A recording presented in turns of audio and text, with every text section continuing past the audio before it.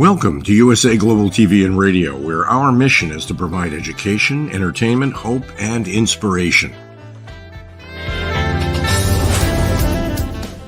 USA Global TV and Radio connects you with experts and audiences all around the world every single day to help you succeed in business and to live a richer life. Visit us at usaglobaltv.com to learn about career and life-changing training and mentoring programs like the Listening Mentor. Subscribe to our newsletter to stay informed about our special programs and offers. Discover how you can become a guest on one of our shows or a host or producer of a USA Global TV and Radio show of your very own. That's USA Global TV and Radio, where the doctor is always in.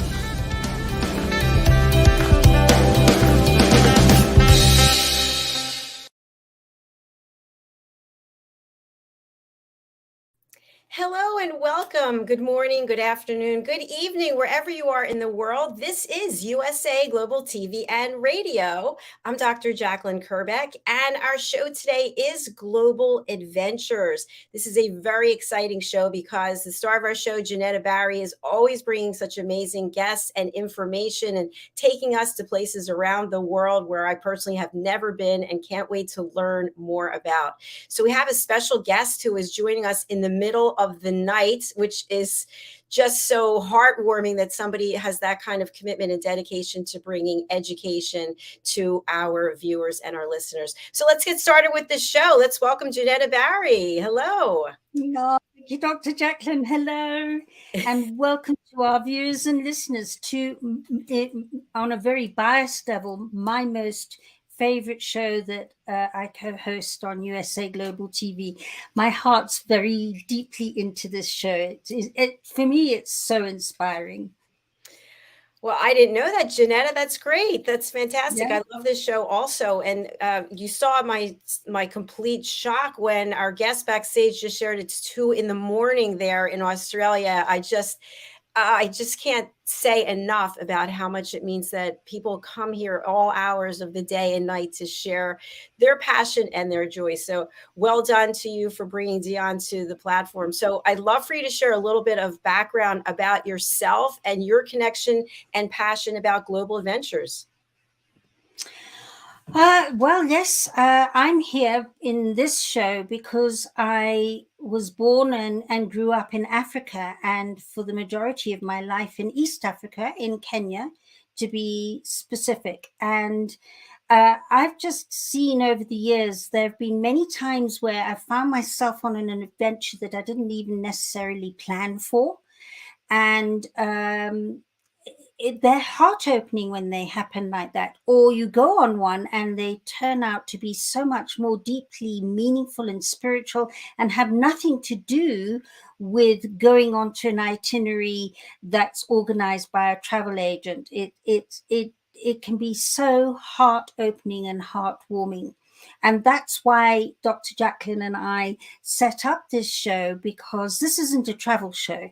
This isn't about, right, your next holiday destination needs to be this place, and, you'll be collected by XYZ and taken to this hotel, lodge, whatever it is, and this is what you will do on day 1, 2, 3, 4. That's not what this is about.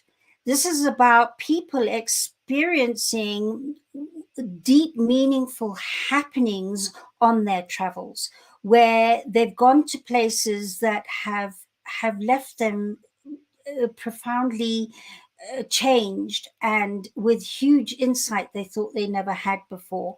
And that's why I love this show, because it becomes a very spiritual adventure. We had Moira Earnshaw a few weeks ago doing Antarctica, and it was really like having like we were personally traveling with her. By the time we'd come to the end of that show, it felt like we'd been with Moira and experienced it. And that's what this show is about.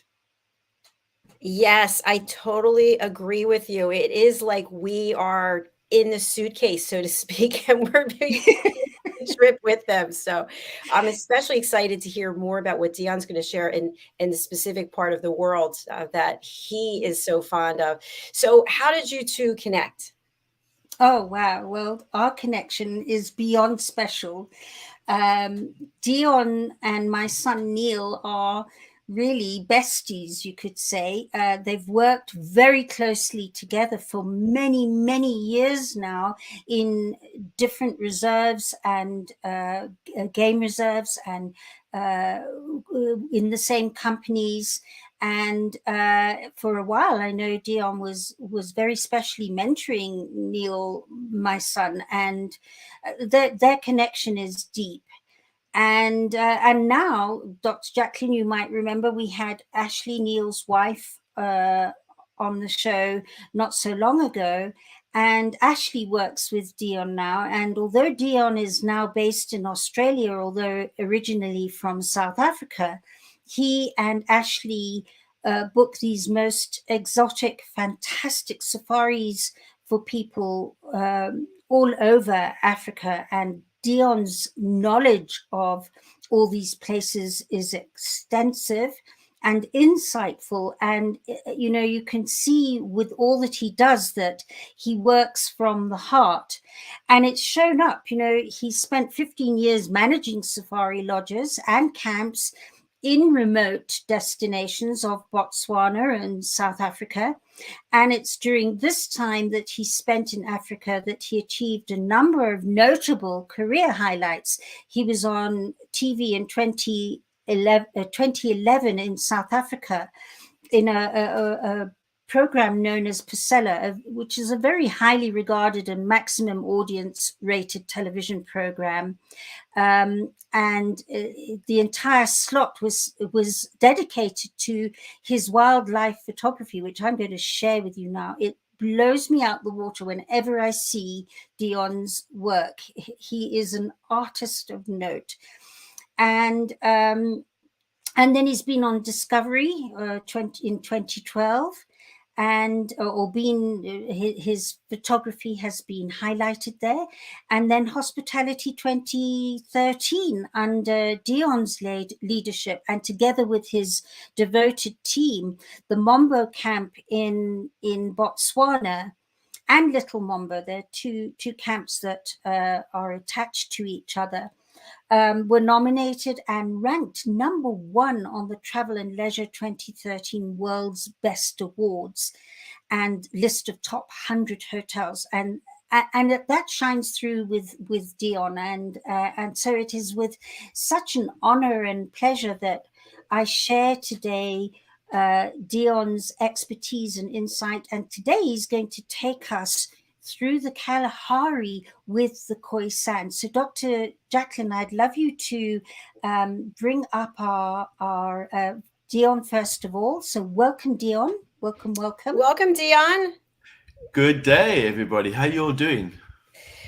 Just so amazed and grateful that you were here in the middle of the night sharing with us. So thank you for your commitment. Thank you. Yeah, it is 2:00 at the moment, 2:00 a.m. in Sydney, and it's a beautiful night, if I can give it that. But normally I'd be tucked away at this point in time. But I'm very, very happy to be here sharing some of my views on Botswana with you all. Well, I'm super excited. So JENETTA, do you want to bring up the deck? Yes, please bring up the deck, and then I can show you some amazing stuff here. So to help all our viewers, but not so much our listeners, but our viewers, I've started off with our wonderful map of Africa. We've done a lot of East Africa and up through to Ethiopia before now, but now we're going over to the next part of Africa, which is south to southwest, and it'll be including 3 countries today. But I wanted first to show you this amazing photography that Deon produces. Look at that cheetah. Wow. Isn't that just stunning? Amazing. Looks like it's going to jump out of the picture. Yeah, absolutely. And then look at this lion. It feels like you could pat him on the head. Amazing. He's so close. Deon, you look like you're right there. I was right there at that point in time. Was there any fear, any concern for your safety?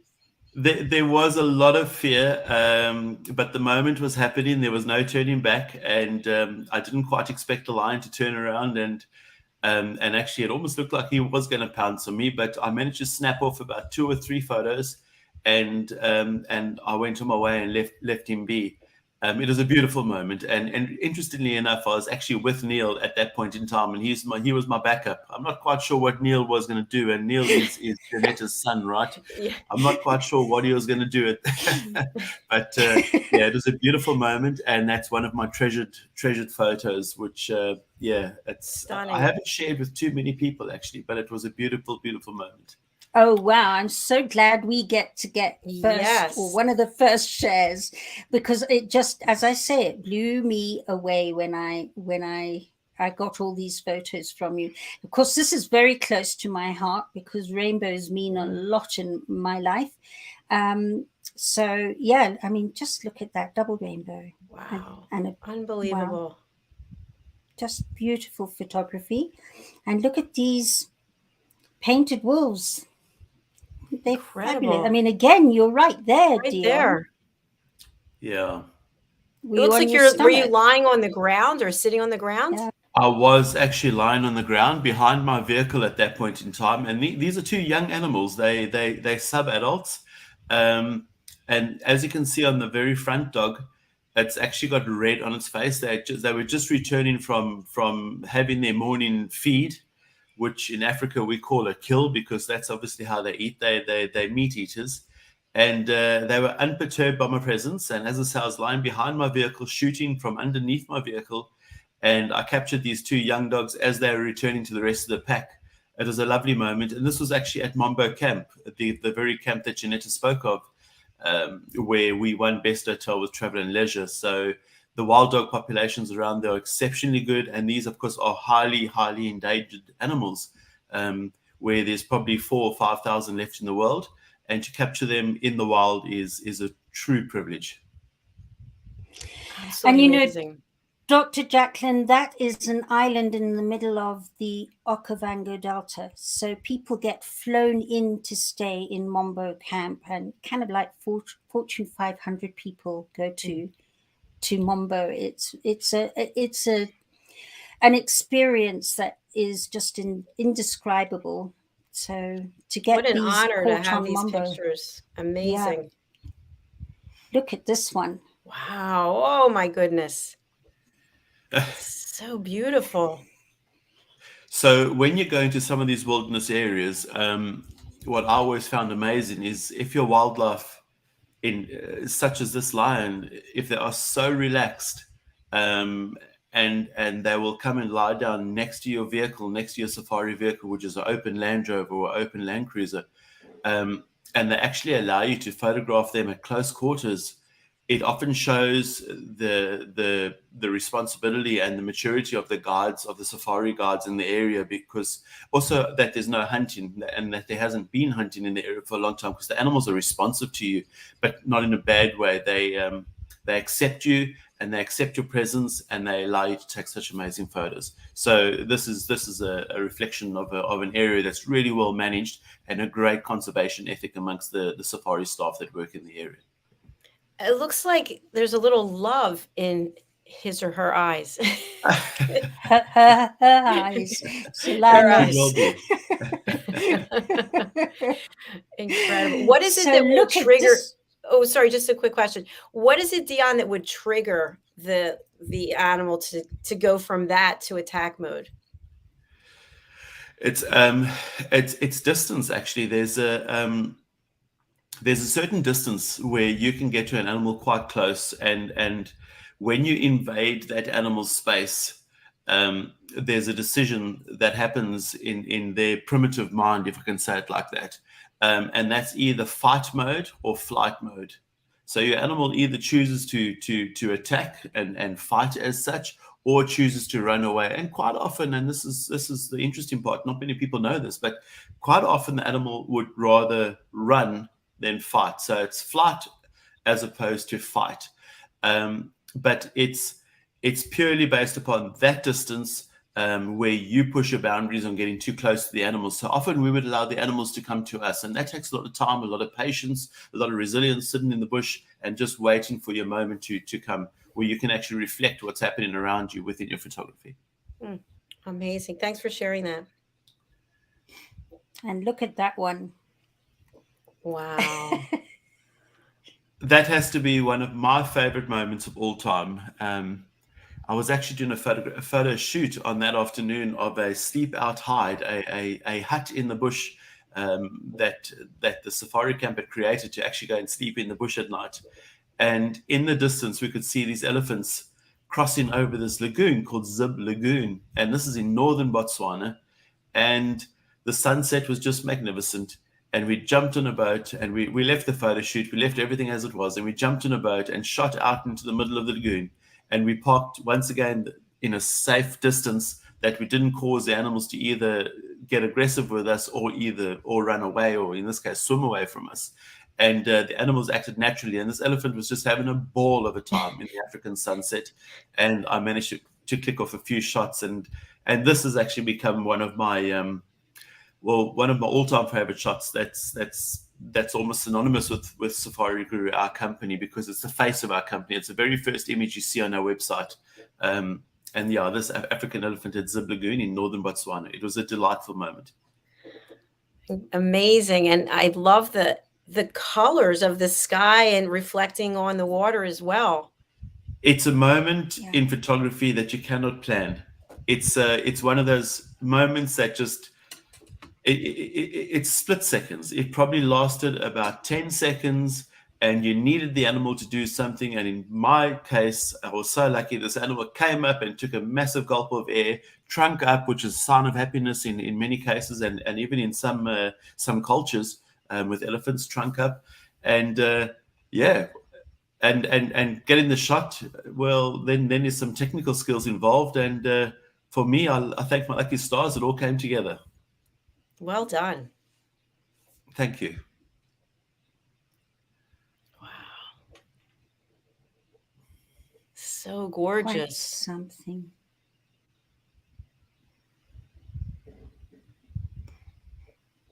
Wow. These photographs are just stunning. They are. This is actually a video, and today I've had a bit of a challenge in not being able to show videos, so I just thought I'd show the still of that video. But and we've got quite a few slides to get into in terms of the Khoisan, but I know Deon, this was she got up to look at what she was going to kill. Is that correct? That's correct. We were parked in a vehicle, and she went up the tree and she was relaxing. And this is just a young leopard. It's a sub-adult leopard. And there was a number of guinea fowl in the area, which is one of the larger bird species in southern Africa. And they all started heckling and cackling and carried on, a typical alarm call of the bush. And she stood up to see what was going on. And it turned out there were actually some hyenas that came in and were in the area because they had smelt a kill that this leopard had done a while before. And the kill was finished. But they somehow got a scent of it, and that triggered the birds to alarm call, and the leopard stood up and was absolutely ready to pounce and run away or do whatever it was going to do. It was a very, very exciting moment, yeah. Amazing. And then this one I can't show, but this is on Mombo again, isn't it? With an elephant crossing that walkway, and it's such a lovely video, but I got challenged just before we came on. But one of the hazards in the bush, yes. We used to walk along these boardwalks on the ground, and you have to give way to elephants from time to time. And if you weren't awake and sharp and knew what you're doing and had all your faculties about you, you could run into trouble. But yes, this elephant, it's a pity we can't show the video because it was a surreal moment as it crossed over the boardwalk in front of us. You can just see him behind the bush there, but only just. Yeah, I was actually with my children on that day as well. So I had two young children at my side that were walking behind me. Why I didn't think of capturing my children in the image, I don't know. But that was an interesting moment in the bush. How long, how extensive is that boardwalk? That boardwalk, if I recall, was about 1.2 kilometers long. Hmm. And at one stage, it was getting smashed over every single night by the elephants, which was very interesting because that actually is how we started designing the camps after a while. We started taking note and taking into account where the elephants would frequently cross. And you would actually start building the camp around that and build higher boardwalks or lower boardwalks. As you can see, that one is on the ground. And the rest of the camp was higher up. But you actually start building the camps around allowing free movement of the wildlife so that they don't damage the camp, they will just walk freely. It's incredible. Absolutely. JENETTA, I see we have your slides back. Yeah, what I've tried to do is bring it back so we can at least see a video or two, because there's an amazing one coming up, but it is from me sharing from my presentation. So but let's bring it up because I think that will really give some insight. I'm just going to go quickly through to while you're doing that, I just want to say hello to some people who are watching. We've got Roland Friedel. Hi, Roland. We've got Joe Del Campo. We've got Ann O'Connell. And we also have Push Child Foundation. So thanks for being with us today. Yeah. It's just, can you see it's just not behaving. It's just spinning. And it was doing really well earlier. I tested it a couple of times yesterday, but and today. So Deon, what would you say? Maybe I should go back to the other one because it's a bigger picture. Is that as big? I can't see where I am. Yeah, let's go back to where we were. We don't see your slides yet. They're coming. Okay. I'm on my way. She's driving to get here. There we go. Fantastic.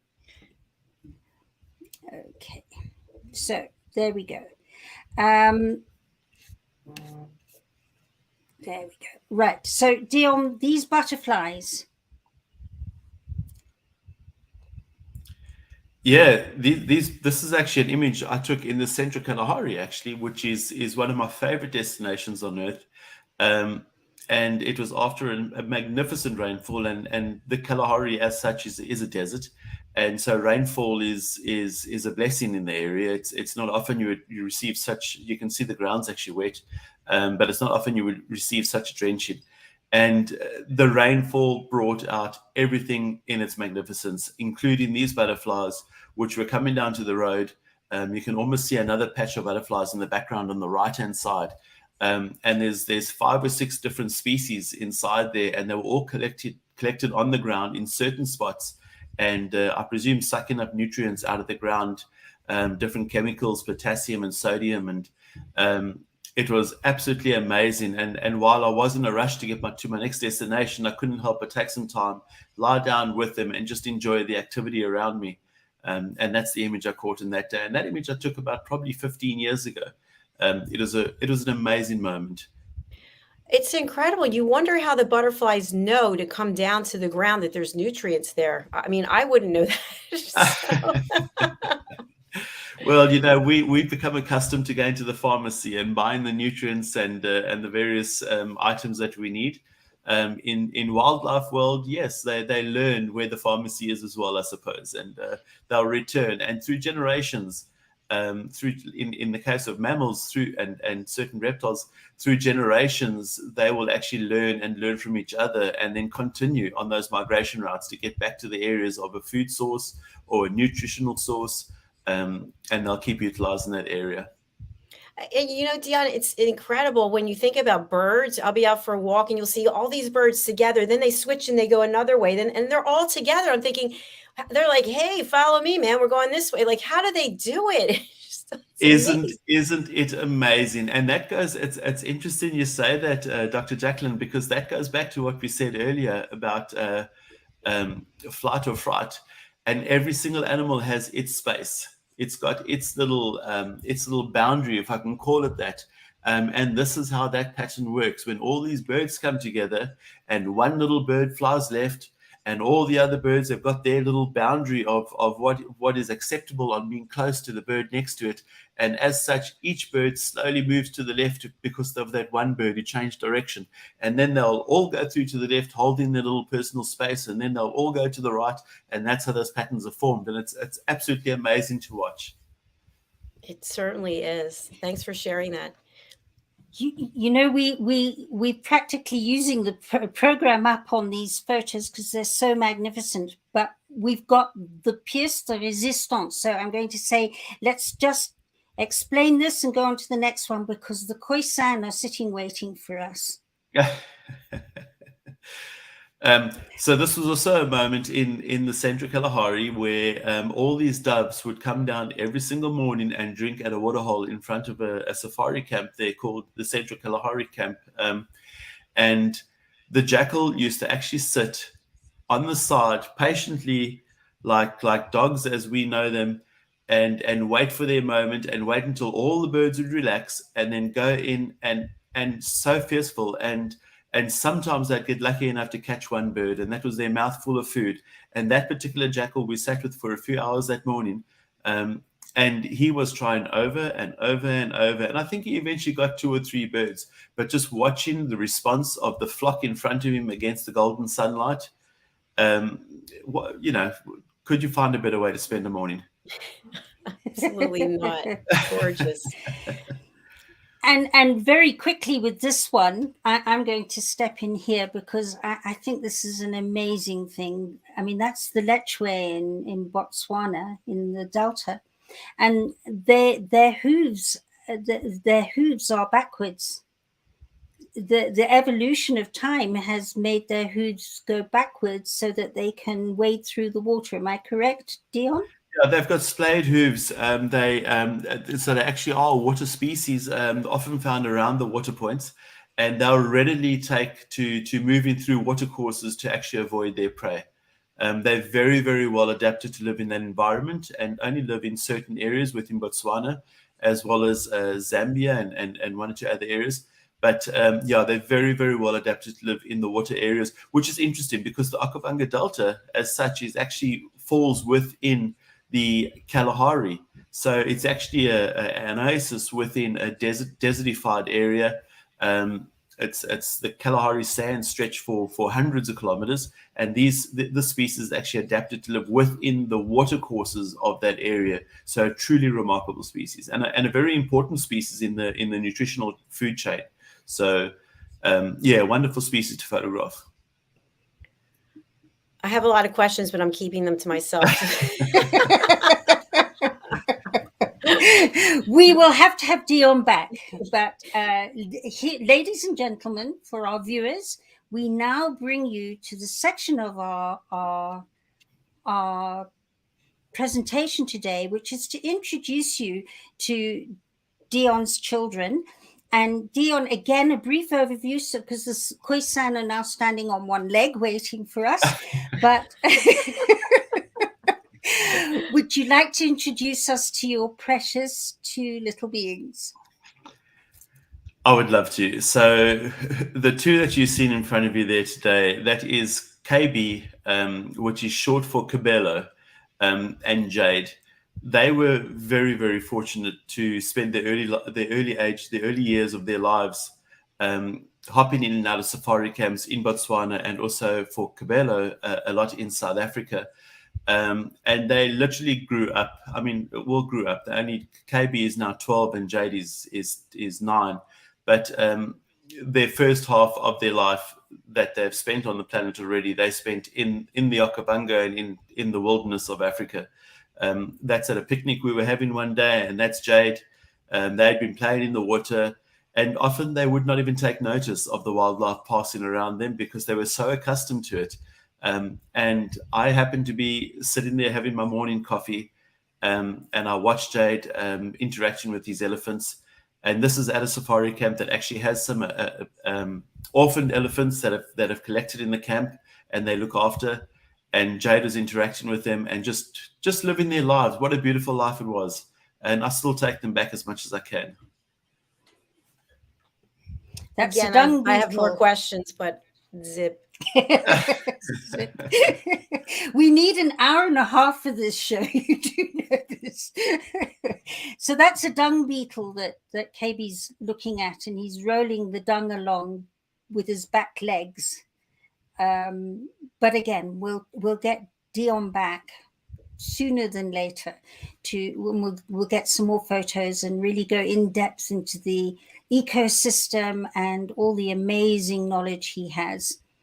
So here we go, ladies and gentlemen, the Khoisan, and here they are. This is where the distribution of the Khoisan are throughout Africa. So the yellow parts are where we are going to concentrate on. But I learned something with all of this research, that there are two small tribes of offshoot of Khoisan in Tanzania, in northern Tanzania, and I never knew that. So Deon, you got me educated over the last week whilst we've been putting this together. And then if we go back to the Botswana, Namibian, Angola, Zimbabwe, even Zambia area, there are 12 different languages that the Khoisan have. So it's not like there's just one language. And so, all different colors is a different language. And you can see that the biggest language is in the Namibian area. In fact, I'm going to show you now. There's Namibia. And here is Angola above Namibia.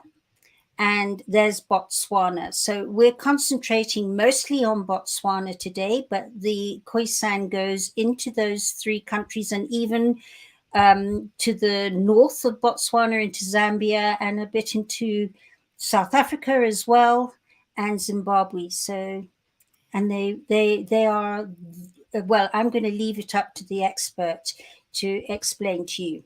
Over to you, Deon. I am at your beck and call to move to the next slide. Thank you. So this particular image I captured, it was quite random. I mean, it's not often you stop to take photos of the street signs. But I had been traveling in the Central Kalahari for a number of days already. And, it's not the kind of area where 100 kilometers takes you an hour or 2 hours to traverse. 100 kilometers could take you the best part of a day to traverse. The area is so vast. And I took this image just to almost, I suppose, try give some depth to the area that you're traveling in and how far things are. And I remember on this day standing in this particular location in the middle of absolutely nowhere and seeing this sign and thinking, why on earth would you have a sign in the middle of the desert?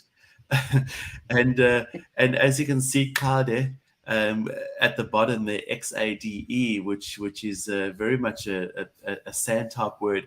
It's a small town, is 155 kilometers in that direction. And that direction just happened to be a little 2-track through the sand. So there was no road. There was absolutely nothing. Take the road at your peril if you get there on the other side. And unfortunately, when you do travel on these roads, you come across some burnt out vehicles, which have taken the risk. They've run the gauntlet and they haven't made it. But it's extremely vast. And these people, the Khoisan, also referred to as the Bushmen, which is not always a friendly term. They actually live their existence out in these areas. It is absolutely remarkable.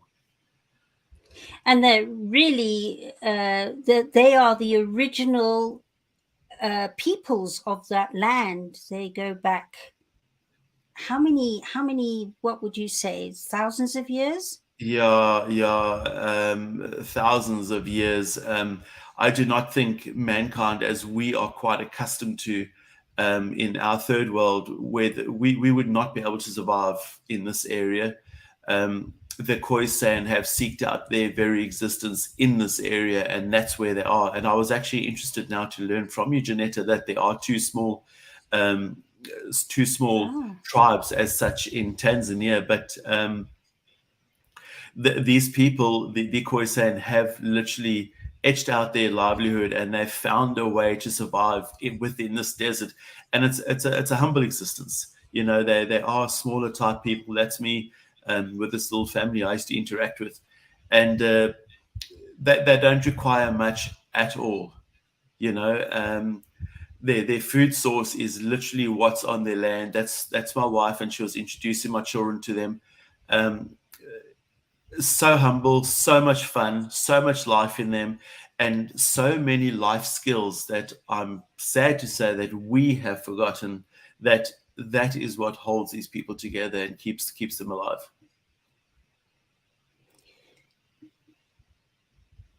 I love the carton of milk. So Long life milk. There's a story behind this one. This image I took about, I think it must have been about 13 years ago. And it was just after photographing that little sign, by the way, with Kali in the 155 kilometers.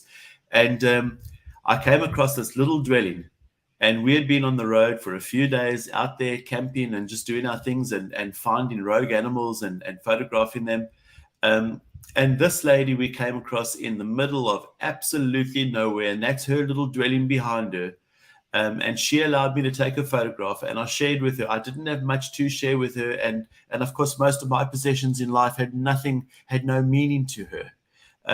So I thought, well, there's one thing that everybody loves, and that is milk, right? So I had some long life milk in my van, and I gave her a bottle of milk and greeted her and showed her some respect, and we were on our way. And she allowed me to take that photograph of her, you know, I suppose in gratitude for her milk. So, yeah. And the thing is that they're not that old. They look quite lined, but the lifestyle and in the sun and in the desert and the way they exist ages them quite rapidly, doesn't it, Deon? Absolutely. Your life is in the sun all the time. There is no shelter. They have very, very small huts they live in. They are nomadic people, so they're out foraging for food. They hunter-gatherers, and yes, the sun takes its toll. Most of them, when you say they're not old, that's very true, but we don't know how old they are because most of them don't know their birth dates. The date means nothing to them. They know they were born at a point in time, and they are who they are. But generally, the birth date is not of interest. But yes, they age quite quickly in the sun. One question, I know I'm not supposed to be asking, but how are you able to communicate with them? We would often go with a translator.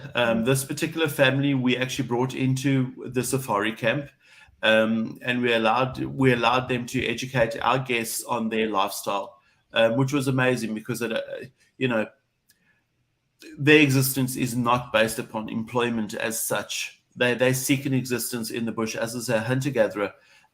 So we brought this family in, and they shared their lifestyle with some of our guests once a day for 1 or 2 hours, and our guests could impart on some of their knowledge, and actually learn about about this people as such, and about their way of life. So it was a really, really nice sharing moment, and we could provide with them and actually support them and provide them with some food and supplements, because as you know, the world is changing, unfortunately. So their area of actually seeking out their existence is diminishing. You know, it's a natural progression of the world. So we had to find ways to try and almost support their culture, and that's what we did, and that's how we got to know these people. Thank you.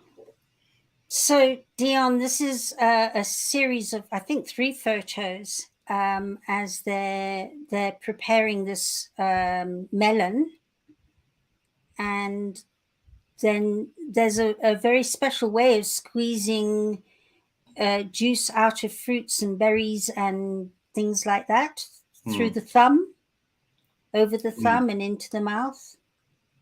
I mean, that is an amazing photograph. I mean, all your photographs are amazing, but there's another one. There's the thumb there. It's just amazing. In that environment, water, hydration, it's extremely scarce. As I said to you, as I mentioned earlier, rainfall is not common. So they have to find ways to harvest every single bit of moisture they possibly can. So you'll find the way they drink that tsama, it was called a tsama melon. The way they drink them is to extract every single little bit of moisture, nutritional value out of it, and this is what they've adapted to. Very different from us going up to the tap or the faucet, as you call it in the States, and open up and drink a glass of water. So and that's there very they are. typical. That's very typical of the style of hut they would live in.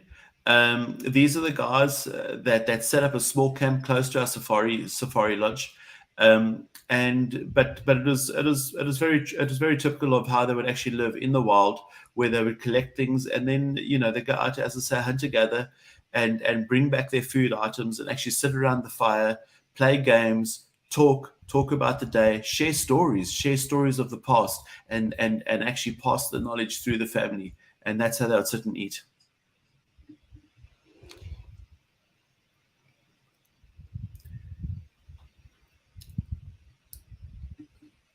That's shown us how they make fire. They'll use the grass in the area to actually make a fire. And there we go. That's him actually using a stick and a little piece of log to actually create some embers. And then those embers would slowly fall onto the grass underneath him or underneath the stick. And he would nurture that very, very small little ember into a glorious fire. And that's how they cook their meat.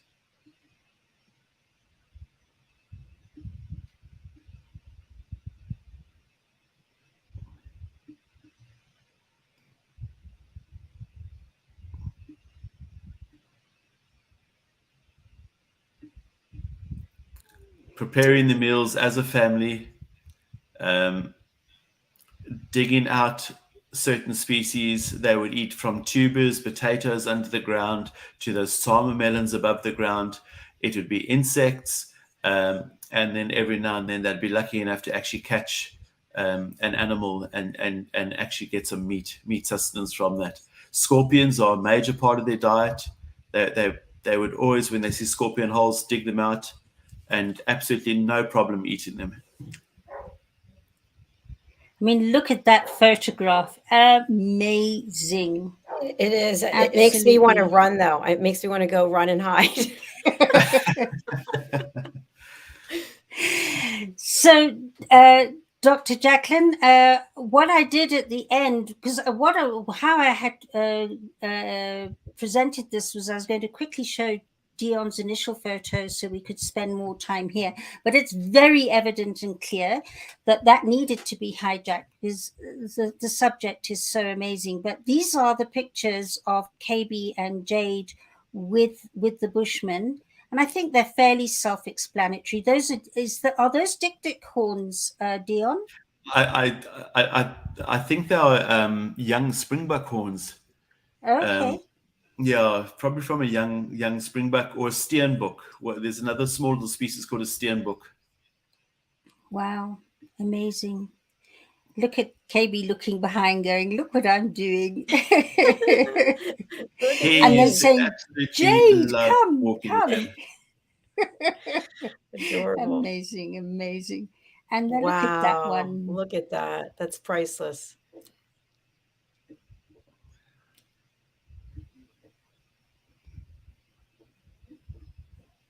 This one was a video with KB trying to do all the clicks and the language with him trying to teach, with the Bushman trying to teach it, but it's not working.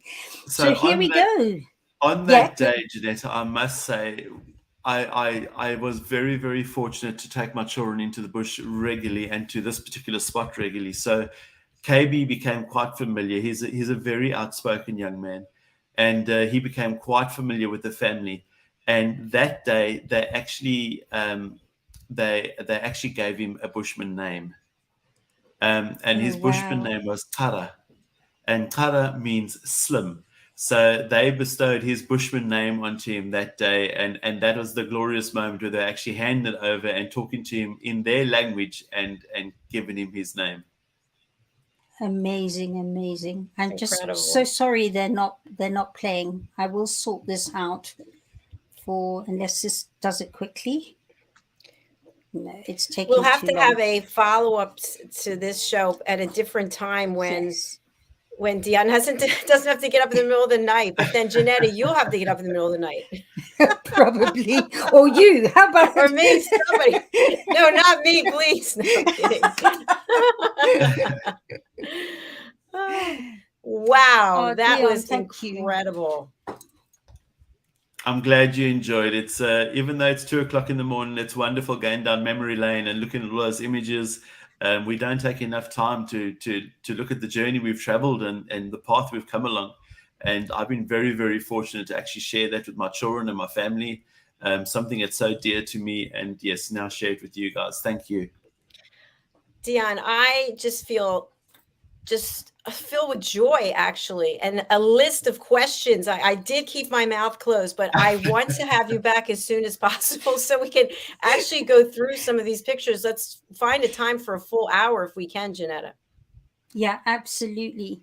One plans these things, but when the subject is so vastly interesting, they get scuppered, and that's fine. So an hour would be amazing. All right, we'll work on it. We'll get at the time conversion and see if we can figure out something that'll work for everyone. Thank you. Thank you. Deon, we did have your information up for most of the show, but for people who can't read it, please let us know who we would like to contact you and how can people do that? They can contact us through our website, which is safariguru.com. So it's safari-guru.com. On the website, there are links to our Facebook page and to our Instagram page. We've also got a YouTube channel, but we're less active on there. But yes, certainly through our website, safariguru.com. Anybody's welcome to contact us. We'd love to share information. Fantastic. Thank you again. I really enjoyed this thoroughly. Thank you. Thank you both for the opportunity. Such Absolutely. a pleasure. Amazing. JENETTA, how can people reach out to you? Well, in terms of this program, if you have the most wonderful adventure to share with us anywhere around the world, please reach out to us and book on the usaglobaltv.com website. There's a place where we list all the shows, and go to Global Adventures and book your slot, because we would love to get to all those other exotic, amazing places around the world where your journeys there have touched your spirit. So please do reach out to us, because I can't, and we can't, Dr. Jacalyn and I cannot wait to interview you and share your adventures.